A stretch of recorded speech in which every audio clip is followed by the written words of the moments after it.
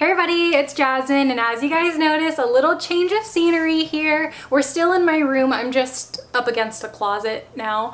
I wanted to kind of sit in a more chillax space as opposed to my normal filming area, simply because I want to talk a little bit about mental health, and today's topics are going to get a little intense for some people. So if that is something that you're not comfortable with, or you don't want any past experiences to resurface, then I highly suggest that you click out of this video. The main reason why I wanted to do this video was because honestly my mental health has been really amazing lately, and I decided that it would be not only helpful to you but also helpful to me as well to kind of just let everything go. And I have come to a place where I'm really happy to be in my own skin. I wake up every morning loving myself, which was actually very hard to get to. And I know it sounds just so easy, you know, waking up telling yourself that you're beautiful, waking up telling yourself that you're amazing, that you could do today. For me, that was such a hard goal to even accomplish. So I am kind of nervous to talk a little bit about my past because it's a little daunting for me to reflect on things that were so traumatic. So I think for this video, I want to talk about my history and then also answer some of your guys' questions that you left on my YouTube community page. Since the beginning, since I was little, I was always known as the weird kid at school, the weird kid in the family. I was definitely an interesting character. I loved manga at a very young age. I loved anime, I loved K-pop, I loved K-dramas, and I loved a lot of things that normal kids didn't like. And to me, that's normal, and it's become, you know, something that I'm very proud of till this day. You know, I could say, yeah, I watched XYZ, I read XYZ, and you know, it's great because now I feel like there's a larger community of people who do watch K-dramas and who do watch anime and who do read manga. But back then, it was actually something that was just weird. Like, no one really did it, and not only was I kind of out of the ordinary, in quotations, but I was also really good at school. So I was also the quote-unquote nerd. And for that reason, I felt like it was really hard for me to make friends. It was really hard for me to feel invited at school because a lot of the times people just viewed me as somebody they just didn't want to associate themselves with because I wasn't cool enough. So growing up, just friends in general was hard. And till this day, it still is really hard for me to make friends, and I'm actually quite traumatized to make friends, and we'll get into that. But my anxiety and depression, I felt like really pinpointed itself when I moved in this house. And I moved here when I was in 4th grade. Unfortunately, I was the new kid. And you know how in movies, you know, they always say the new kid gets bullied, the new kid just has a hard time making friends. I was that new kid. I was a new kid in the movies. And I don't know why, but the moment I stepped foot in my elementary school, I was instantly bullied. I was sent to detention within the first couple of months, and it was so bizarre because I was a really good student. I never spoke in class, and till this day, I never speak in class because I have a fear, okay? And it's just my social anxiety that I need to overcome. It's still in the works, but till this day, it's really hard for me to do any type of public speaking, and it's because of this. It's because if I don't say anything, people will still find a way to, I guess, pinpoint me as a bad guy. And even if I speak up for myself, and even if I had told the teachers I didn't do XYZ, they wouldn't have believed me. So from 4th grade up until 6th grade, which was my elementary school years, The principal and the teachers that I had would not believe me when I told them that I didn't do certain things to deserve this detention. So it was the kids at school who would come up to me and push me on the playground and push me to the ground and follow me to the bathroom and try to beat me up after school and really make fun of my body. And that's another thing. Like, that's the reason why, like, I just don't like showing my body on camera. It's literally because, like, I'm just nervous about it. Like, I just don't like people pointing things out about my body at all. And I even have story times on my channel 5 years ago where I talked a little bit more about like my bullying stories. I had this guy who decided it was a great idea to pour this 2-liter bottle of soda over my head. And I, of course, slapped his hand away because he was pouring soda on me. And one of the yard duties pointed out like, oh yeah, like you really punched him, and I got a week detention because of it. He didn't get in trouble, and I was literally in the office soaking wet with soda all over me. I was sticky, and I'll never forget that day. And I just remember just thinking to myself like, wow, everyone hates me. And this was in 5th grade. And the things that my peers did really contributed to my lack of self-confidence. It really ate at me, and it got to the point where I really didn't feel good in my own skin, and I had my first suicide attempt in 5th grade. And it's just so crazy to me to think that it got to that point, because I just don't believe that any kid at that young of age should ever feel like they shouldn't be on this planet. It's one of the reasons why I genuinely want to help make an impact and help make schools a better place for kids. I don't want anyone to go through the struggles that I went through, because it's unfair. It's literally the worst. And I may not know the motive behind any of this. I may not know why I was targeted for bullying, but it literally lasted until high school. And I think in the world of social media, it's so easy for someone to say, well, just ignore it. But I think in the moment when you're living through the bullying and it happening every day, especially in person and online, I think it's hard to ignore it. I truly feel like if you have never been in the position of somebody who has been bullied before, I don't think you understand. And although now I am in a position where I can ignore it, growing up, it was literally the hardest thing to do. To literally just push it off to the side and try and live your life. And it was just so crappy, because in high school, I'm gonna totally skip middle school because nothing crazy really happened. Like, it wasn't extraordinary and it wasn't like super horrible. But in high school, I felt like that was the time that I truly felt like I was at rock bottom. My best friends, who I thought were my best friends, I thought they were literally my ride or dies, were literally the first people to talk crap about me behind my back. And I didn't know that until I graduated high school. It's so hurtful to continue to feel like you're the outcast. Throughout my entire life, I've never felt like I belonged anywhere. And quite honestly, this may sound really cheesy and corny, but quite honestly, I feel like I'm accepted and I feel like I'm loved on YouTube. Like, I feel like I have like the bestest of friends here, you guys, and yeah, it's corny, I get it. But as somebody who literally has never had like a true ride or die, I can genuinely say that some of you guys here are my ride or dies. And it's crazy to me, because my thought process right now is that, like, how is it that like people who I've never met in person before can be so loving and so giving and so kind, but the people who I grew up with, who literally know me, are the people who are the most ruthless?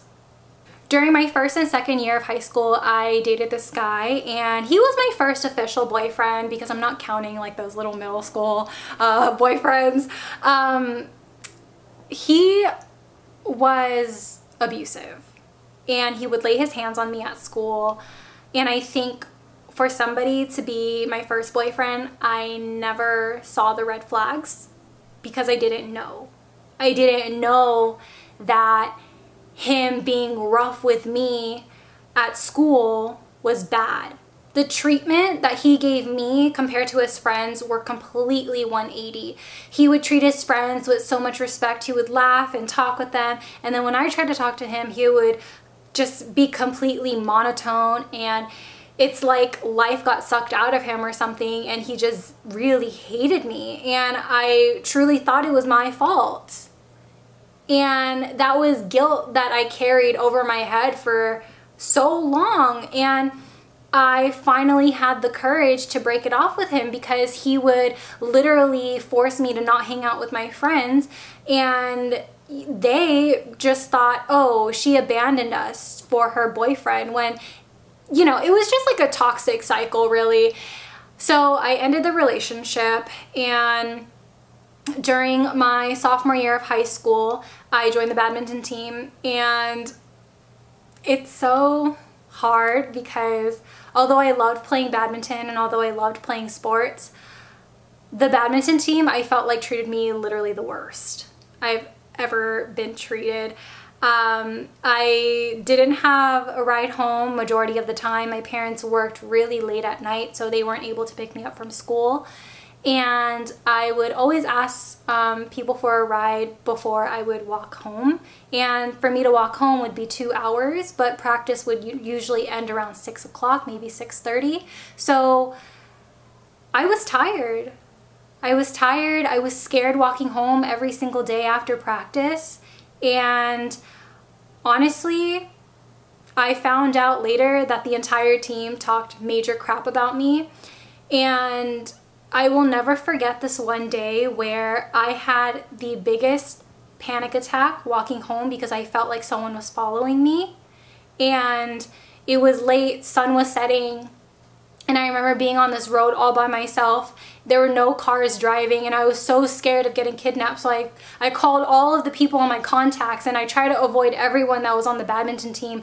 And my friend Layla, she had came and picked me up, and she was like, I'm so sorry, like, that they didn't want to drive you, and she was apologizing for them. And I remember her saying, well, to make it up, do you want to go get Starbucks with me? And I said, yeah, let's go. So we go to Starbucks, and we see my entire badminton team there. The ones who told me they couldn't drive me home. They were there. They were socializing. They were having a great time.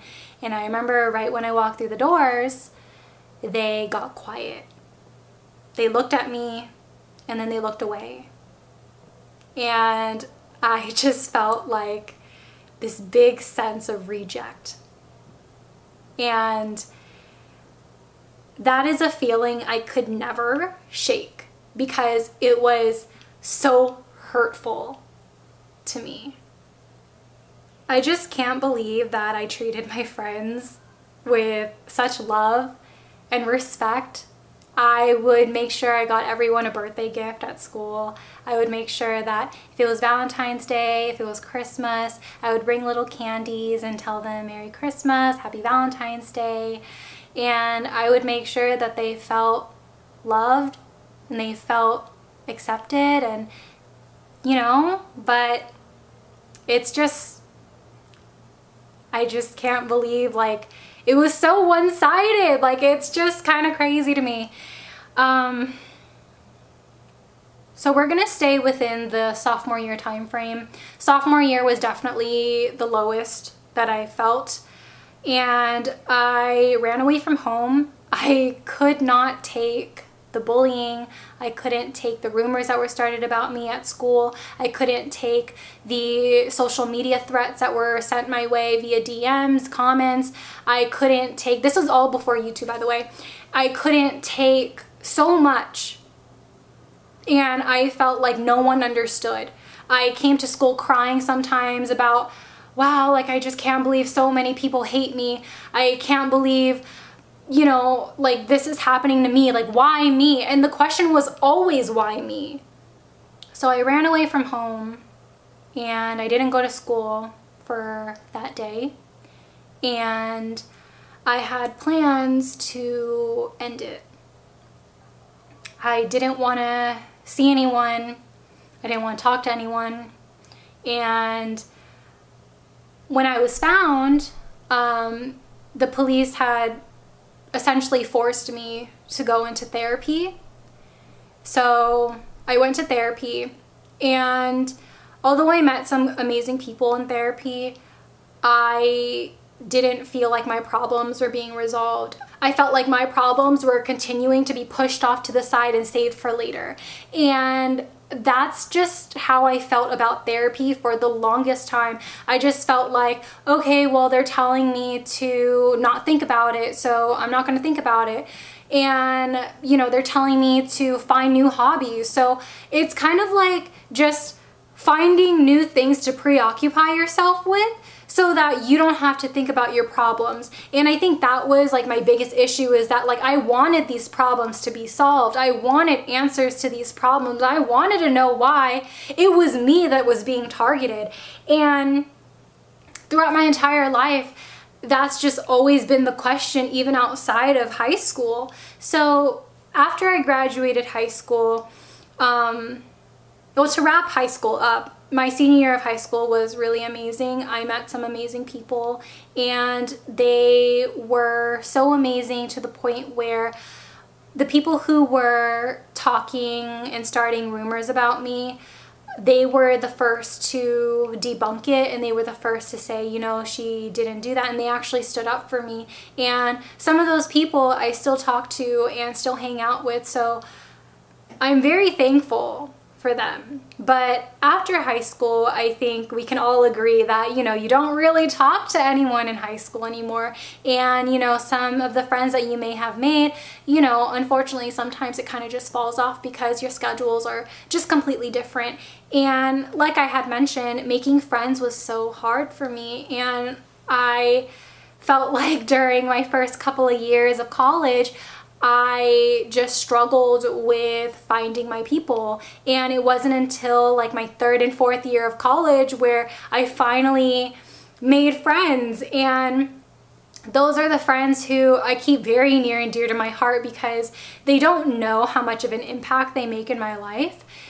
But on the other hand, the reason why they made such an impact in my life was because I was in another toxic relationship.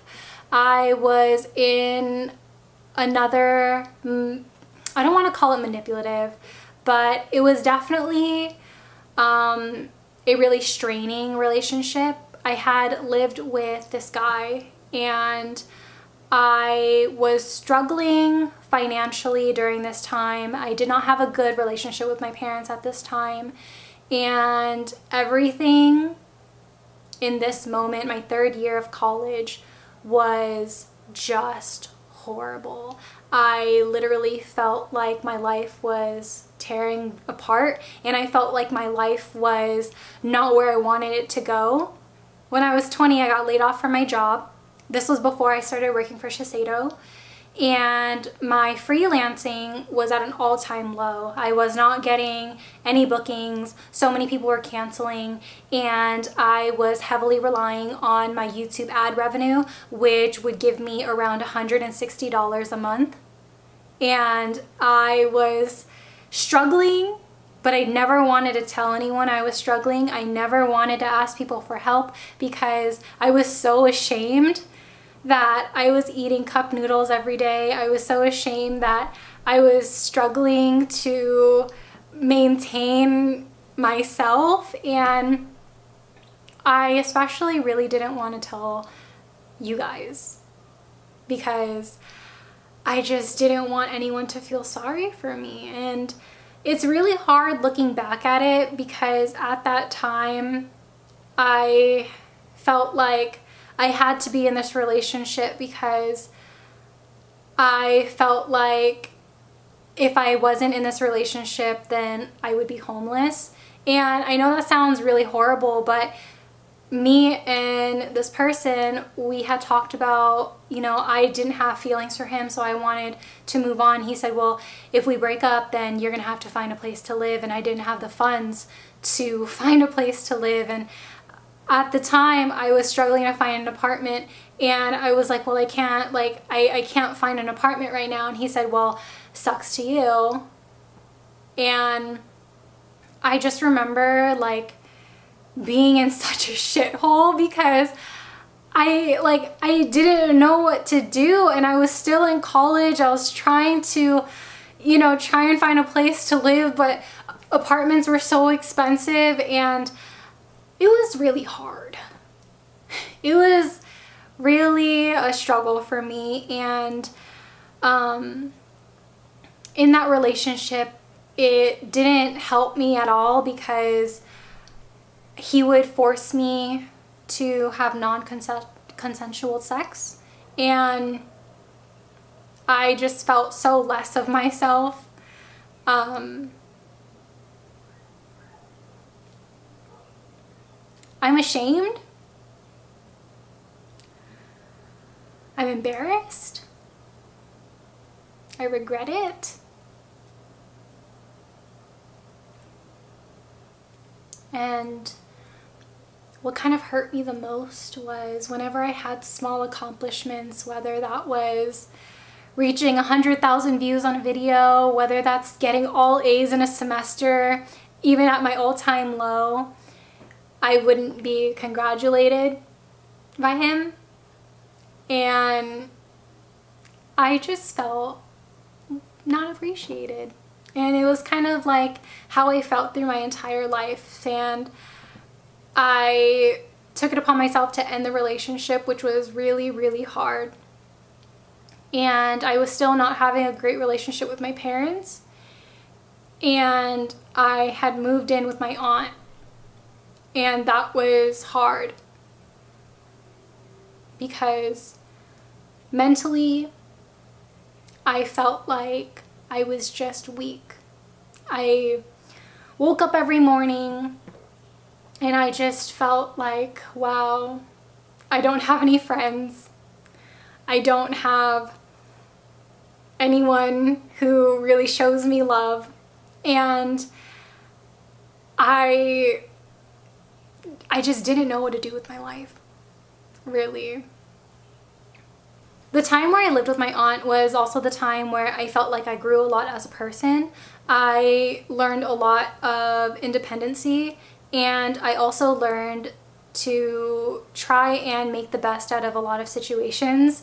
During the time of living with my aunt, I got so many parking tickets. I kid you not, I got like 5 parking tickets in 1 month, and I literally was still relying off of my YouTube revenue. And I just remember being like, oh my God, I can't eat for a couple of days because all of my money went towards these tickets. And it was just really hard for me. And I was also starting out my job with Shiseido, and I was also, you know, I didn't have the proper work attire for Shiseido, so I had to buy clothes. I had to, you know, go to Ross and go to some thrift stores to try and find clothes for myself for work, and that was really, really difficult on me.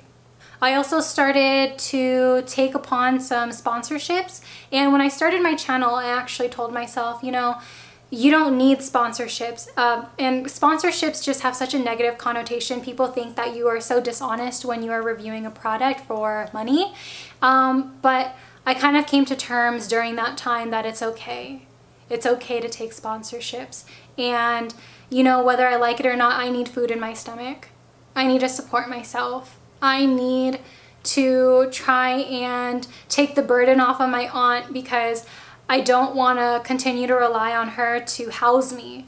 And I ended up just being on good terms with my parents after a couple of months. I moved back into the house, and I felt like my life was slowly getting back together. So during my hardest years when I was 20 and 21, I heavily relied on self-help books. I was talking to my cousins a lot, and they had suggested that I go back to therapy, but honestly, I felt like, well, why go to therapy if I didn't like it in the first place? Like, why am I going to pay for something that I don't believe will help me? Because it didn't before. And I was just very hesitant to get back into it because I just felt like, well, I don't have the money to go to therapy, so I need to find other alternatives to help myself. And actually during my last semester of college, which was this past semester, I truly felt like I was okay with myself. I felt really happy. I didn't have a lot of issues, and I mean, of course I would still kind of get relapses here and there, thinking about certain things, being very triggered sometimes. I felt like for the most part I was doing okay by myself, but it wasn't up until we had our stay-at-home orders that I completely went from being okay to not okay at all.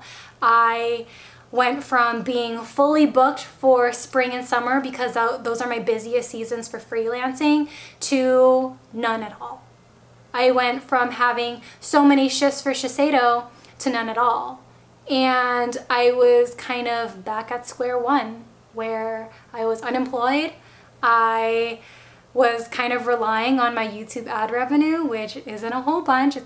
Now it's like 180 to 200 a month, which, isn't a lot. It's not really anything really. And I felt like everything that I worked so hard to get was being stripped away from me so fast. And I know it's out of my control because I can't control viruses and I can't control the way the world works, but in that moment I felt like I was just being stripped of everything. In late March of this year, I was being heavily triggered almost every single day, and it was not healthy for me. It wasn't healthy for my friends. It wasn't healthy for my family. And I decided to start therapy the day before my birthday, which was in April. And I think that was one of the best decisions that I made, and the reason why I ended up feeling more comfortable about joining therapy again was because it was now all over the phone, and I just didn't feel comfortable. I had anxiety about seeing somebody in person to talk about my problems. I didn't want to cry in front of anyone. I didn't want to get too personal in front of anyone, especially if I didn't know them. And I just truly felt like, okay, well, if it's over the phone, then this is totally doable. I could do it. And I ended up really liking the first couple of sessions, and so now my therapy appointments are every month. And I know that seems pretty long, but I think now I've gotten into a routine and I've definitely felt a lot better about myself. And during late March and early April, I also started to implement meditation into my daily routine. And at first it was actually really challenging and hard for me. I mentioned in a vlog, my mental health vlogs, about meditation and how hard it was for me because I felt like my mind was racing 100 miles per hour and I couldn't calm down. But now that I do it every single day, it's actually caused me to be very calm, and I approach things a little differently. I'm a little bit more lighthearted, and I also talked to my doctor about getting on antidepressants. Now, antidepressants was something that was recommended to me in high school when I was a sophomore, but I had always said, why do I need pills if I could just cure myself? And I got to a point where I felt like I needed the help. I needed the additional help. And I remember telling myself, if you don't like it, then you don't like it. You could just stop it. Let's ask my doctor about it. And she talked to me about it. She prescribed it to me, but I just didn't take it at all. Like, I was just nervous. I kind of just had it there, like chilling out, and I stared at it, thought about it, but I wasn't ready. So I spoke with some of my friends who were on antidepressants, and they had told me their stories about it, and they said, you know what, try it out. just try it. And I said, okay, I trust you because you're my friends. And they had warned me that when I start taking it, I might feel different. And I didn't know how different I was gonna feel, but during my first week on antidepressants, that was the worst week of my life. I woke up every morning, every single morning, telling myself, you're not worth it. And it was so hard for me to get out of bed. It was so hard for me to eat. It was so hard for me to even talk to my friends. Literally, all of my motivation was stripped away from me. I kept telling myself to just pull through. You got this, pull through, just keep going. Like, you're not even at a week yet. Like, just keep going. And I thought to myself, maybe it's like Accutane, because people always say that if you take Accutane, it's worse before it gets better. So I was really hoping, fingers crossing, and I kid you not, right at that 7-day mark, I started to feel like a whole different person. Like, I started feeling happy. I started feeling excited. I started feeling motivated, and everything that I didn't feel before, I started to feel it now. And I had no doubts in myself. I didn't say anything condescending about myself. And I used to say to myself all the time, I'm dying. I used to tell my friends every day, I'm dying. But now I don't. And in fact, my friends have tried to help me say, like, no, you're living right now. Or they try to say something positive to me. And I think it's really, really helpful and really encouraging when your friends know that you're going through something, especially if your friends already have gone through it, so that they can at least help you out through the process. And I'm just so thankful to my friends for sticking up for me and for just having my back when I need it, because it was a hard week for me, and I can now confidently say that I'm just like the best version of myself that I've ever been in my entire life, and I feel really amazing about it. I've gotten in tune with a lot of my old hobbies. I am starting to watch more anime, and I have been playing a lot of Animal Crossings. I've been playing some Pokemon. I have been painting a lot of nail sets, and nail sets actually, there is a story with that. So I used to do a lot of nail art in middle school, and doing nails was actually one of my passions, but it takes a long time for me to do them. So through high school and college, I didn't have time to do nails anymore, and you know, even now, I don't even paint my own nails, but through quarantine, I felt like doing these nail sets was something that was so relaxing and so soothing to my soul. And I just genuinely feel just so motivated to do so much with my day. And I honestly have never felt this much motivation ever. So I'm just really happy with where I am now. And like I mentioned, I do meditate every day, and I do want to talk a little bit about the meditation app that I use. So I use the app called Calm, and I heard about it from Jen Im, and the other app that I used to use was called Waking Up, and my cousin actually sent it to me. For both of these apps, they're free to download, and they do have free sessions. However, if you want to unlock the entire app, you do have to pay. But with my hospital, I have Kaiser. I get Calm for 1 year for free, so I was really excited to hear about that. So for Calm, this is what the app looks like. It tells you to take a deep breath right when you open the app. You could change the backgrounds here. I have clouds, and each background has a different sound, so it's kind of like ASMR-y. Now, the sound that I have are birds and just this beautiful tune.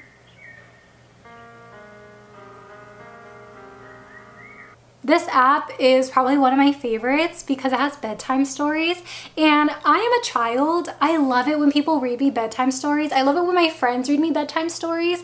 It's the best. Like, I just love it so much. So they have a variety of stories, nonfiction, kids, fiction, and so much more. And then they also have meditations that are separated into categories up here. So there's stuff like relationships, less guidance. A lot of these are guided.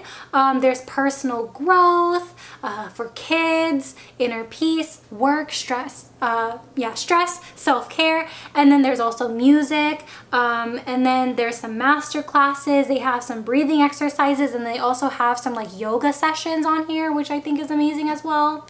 And I'm also thinking about doing another video talking about my self-help books. I know that I uploaded one, I believe almost 2 years ago. I want to do an updated version because I feel like I have more to talk about for you guys. If you're interested in that, then please let me know. If not, I will link the old one that I have in the description box below. But other than that, I just wanted to say I'm in a really good place right now, and I want to actually go ahead and answer some of your guys' questions that you asked me on YouTube.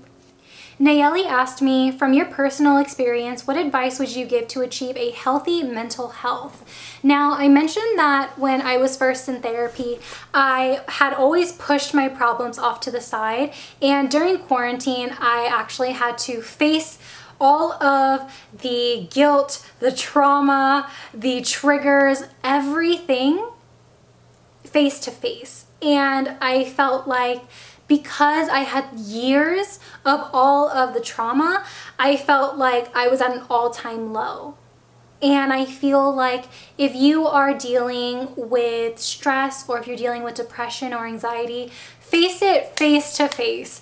Just do it as soon as you can, because the longer you hold it off, the harder it is. And please take that from me as somebody who has literally held on to years of trauma and guilt and just everything under the sun. I felt like therapy helped me, you know, release some of that. Meditation has definitely helped me release a lot of it. And antidepressants also helped me release all of the stress that I was facing. So if you have the strength to be like, well, how can I improve on myself? How can I overcome this situation? Then I think that when you come across a situation similarly, then it won't hurt as bad. So similar to a breakup, right? If you date somebody and they're super mean and let's say they called you ugly, right? And you're just like, oh my God, tears, like I'm hurt, I'm crying, right? But then you leave that relationship and say you get with another person and let's say, you know, everything's fine, and then suddenly they call you ugly, but you've already heard this before, and say you already overcame the situation from your previous relationship. This time it will hurt a little less because you already overcame the situation. You already told yourself, I'm not ugly, I'm beautiful. You already told yourself all the things that you wanted to hear and that you needed to hear because you faced an obstacle face to face. I know it sounds like it's easier said than done, and I feel like maybe some of these tips may sound easier said than done, but it's really through practice and patience. Now, I say that as somebody who used to be really affected by rude comments, and yeah, there may be days where some affect me more than others, but at the end of the day, I am not completely heartbroken, and I'm not, you know, just lingering on these rude comments, because I know myself. I know that I'm not ugly, and I know the amount of time and effort it takes me to even film a video and to edit it and to make it perfect to me. So I just have to say that, you know, if you have issues, try and face them as best as you can. Try to remind yourself that you are worthy, that you are able to overcome the situation, and don't be afraid to read affirmations every single day. And I know it sounds cheesy to tell yourself that you're beautiful every morning, but trust me, affirmations do help. Christina asked me, how has culture played a part in your mental health, if at all? Just wanted to know as a young Asian American girl who has mental health struggles. Now, being Asian, my parents actually don't believe in depression, and as a matter of fact, my sister doesn't either. So it's really hard to talk to them about it because I feel like they don't understand. However, if you guys watched my first day of my mental health vlog, I had talked about how I approached my dad about my depression, and I've actually talked to my parents a couple of times throughout the years about it, and they had always told me, well, just do XYZ, and it would always be the same, pushing off my problems to the side and just be occupied with something else. And I told my dad, and he was very understanding this time, and he told myself, well, why are you depressed? And I told him everything. I told him how I felt like I didn't feel worthy, I didn't feel like I'm meant to be here, and that I just hate my life. And he told me that I should try meditation. That was the first thing he told me.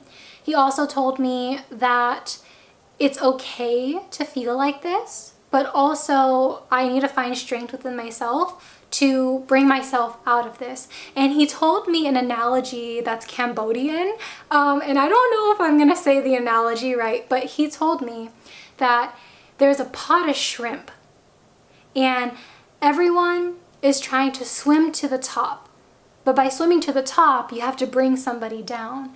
So when you bring somebody down, those are essentially like the negative comments, the bad people, the toxic relations, but you have to find strength within yourself to escape the boiling pot because you don't want to be cooked in it.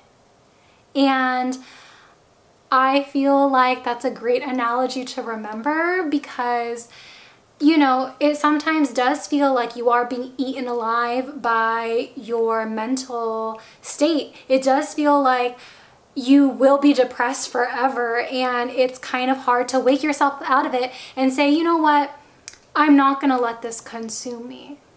And as a matter of fact, literally a couple of days ago, not even a week ago, I told my mom that I started antidepressants, and the first thing she told me was, why? Those are bad for you. And I told her, I said, well, Mom, I feel really amazing right now. I feel the best I've ever felt in a really long time, and quite frankly, I love myself. And she listened, and I think that was the most crucial part, is having my parents listen to me on how I'm feeling.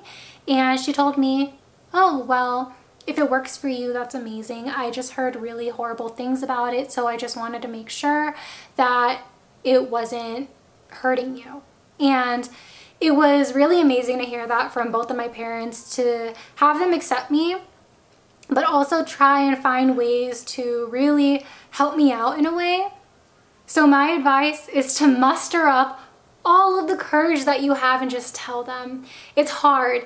It's hard to break down that barrier and to let them know how you truly feel inside. And yeah, they might not believe in depression, and yeah, they might not believe in anxiety, but you know what? I think that at the end of the day, they are there to help, and I don't regret telling my parents about how I feel, because I feel like they do treat me with a little bit more positivity now. And my mom makes more of like my favorite foods to cheer me up now. My dad, like every single time I see him, he always like gives me a hug, and he always gives me a kiss. And so it's just better overall for, I think, the family, because you're able to break down a barrier that is a taboo subject. So good luck to you. I know it's really hard, but if you could find somebody that you trust to give this information to, whether that's your cousin, your siblings, aunts, uncles, then definitely do it. I highly recommend just talking it out. Rebecca says, I admire your courage in doing this. You're amazing to share your personal story and journey. Thank you, Rebecca. You know I love you. Now her question, she has, have you ever been resistant to professional counseling? Why or why not? Yeah, so I told you guys that for the longest time my cousins had told me to go into therapy, but I was really resistant because I didn't want to see anyone in person. So I felt like being on the phone with a counselor and therapist was better for me because I could cry and they wouldn't see it. I would just be holding my phone and wiping my tears. And that to me gave me more relief because I just didn't want anyone there to see me cry. I didn't want anyone, I don't know, I just felt very uncomfortable being face to face with somebody. And I was also really resistant because I just didn't have a good first experience with therapy when I was in high school. She also asked, what tools, activities, and/or resources do you find most helpful to restore balance, happiness, and calm? Now, as I mentioned, I revisited some of my old hobbies. So I started to watch anime again, and that has been the best thing ever. I just rekindled my love. Making the nail sets again rekindled an old love of mine. I love cleaning my room, so cleaning my room helps me feel like I have a clear mindset, and I feel like for a lot of people it's the same way. So I always encourage somebody to clean up their space, whether that's their bathroom, under their sink, their drawers, and when you see things that are organized in your mind, it kind of just tricks you into thinking that, okay, I have my life together. I also love reading self-help books. Poetry also really helps. Playing games on my Nintendo Switch really helps. And also filming YouTube videos. And I mention that a lot on my channel, that YouTube videos actually give me a sense of calm, and I feel like I am literally escaping my stressful world, my depressed world, my anxious world, and I'm being transported into an area where I feel like me, and I could just talk about makeup, I could just talk about different things, and it feels really nice that I have this place to just disconnect myself for maybe an hour or so. And at the end of my filming sessions, I usually always, 100% of the time, I always feel better. So I feel like finding hobbies, rekindling hobbies, and just finding your safe zone is really important to just restore your balance and calm, and also implementing meditation. I know I was kind of hesitant to try meditation, and I know I didn't like it at first, but just continue on with it, and literally it's just like a no-brainer. I just meditate at night right before I sleep. Monica asks, what are your thoughts on medication for staying or keeping your brain mentally and chemically balanced? I think some people may be ashamed to take daily medication to help live a normal or balanced life.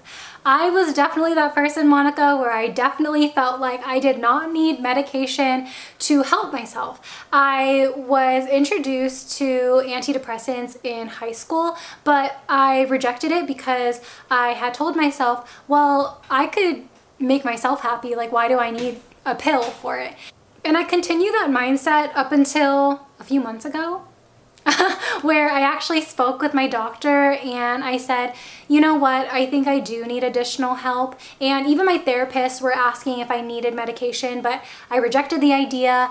And the more I thought about it, the more I said, you know what, this journey to self-help and this journey to make myself happier is harder than I thought. So I told myself, well, maybe I could just try it. And I ended up being really okay with it. And as somebody who already takes birth control to really help with hormones and my cramps, I feel like that already helps me sustain a healthier lifestyle because I am not suffering through a lot of pain anymore. So I thought, you know what, if I'm not suffering from physical pain from pills that I take every day, why not try pills to help my chemical pains, my mental pains that I've been feeling?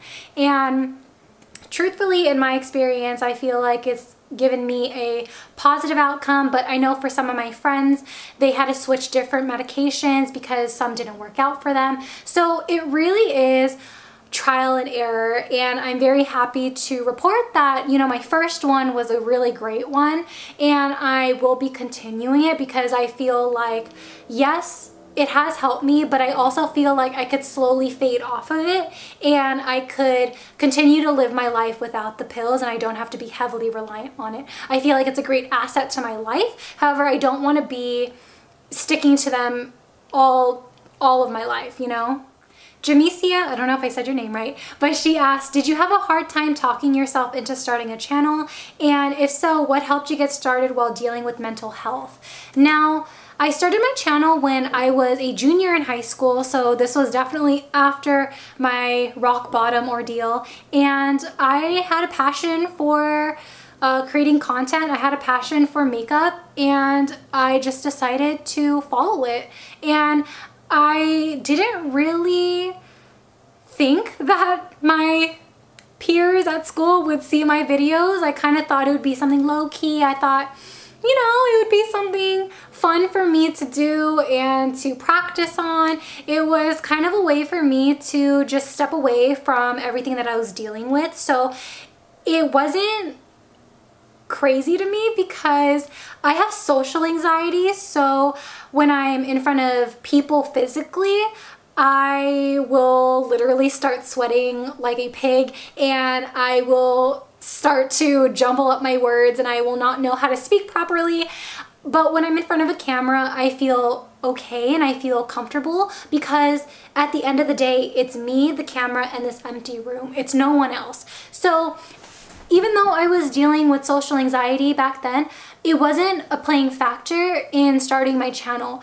I also felt like because I was following my passion and because I was doing my makeup every single day after school for hours on end and then posting it randomly on Instagram, I felt like this was kind of just another way for me to do that, but just film it. So I was already escaping my depressed world, my stressed world, but I was just catching it on camera, where I was just being me. And quite honestly, I didn't think very far ahead, because I didn't think about negative comments. I didn't think about people judging me. I didn't think about any of that. I kind of was just like, I want to start it. And so I did. So that's how we're here now. I don't regret it at all. I think it was actually very ballsy of me to do that, actually. And yeah, I'm just very happy I followed my passion.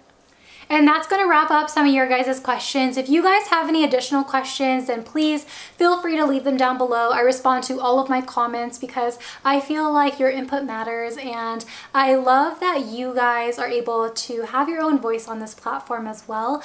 I make it a part to respond to comments because I know what it feels like to not have a voice sometimes, and interaction with people are so crucial to me, especially on the internet, because I feel like now, you know, it's hard for everyone to have social interactions outside. And also, I feel like social media to me is a comfort zone area. I feel like because of this world, I feel like I was able to overcome so much. Without the experiences that I have went through, good and bad, like literally rock bottom to meeting you guys, it wouldn't have formed me to be the person who I am today. And I am very grateful to have experienced everything that I went through. And yes, that includes all of the mental breakdowns. It includes all of the happy, joyous, monumental milestones that we have achieved on this channel. And it also includes me laying down in my bed, being unmotivated about the entire day. Everything that I've gone through has made me the person who I am today, and I just want to let you guys know that if you guys are going through anything that I talked about in this video, if you guys are going through any mental health issues, then understand that it gets better, and I want you to not take that lightly. Like, it will get better, and you just need to believe in yourself, and you need to tell yourself that it will get better, because if I didn't set goals for myself, and if I didn't tell myself that I could do things, then I wouldn't be here. And it's crazy because it's true. There have been so many times where I literally wanted to disappear off the face of the earth, and I'm glad that I didn't. And I'm literally here in the flesh telling you it's okay. Things are going to be okay. And if I could literally do it, then you can too. And if you need anyone to talk to, I am a comment, I am a DM away, and I respond all the time. I think it's really important to have this community, and it's really important to just have each other's back, because the impact that we can give each other is so powerful. And I just want you guys to remember that I love you guys so much, and thank you guys so much for watching this video. I love you all, and I will see you guys in my next one. Bye! Peace out, Girl Scouts.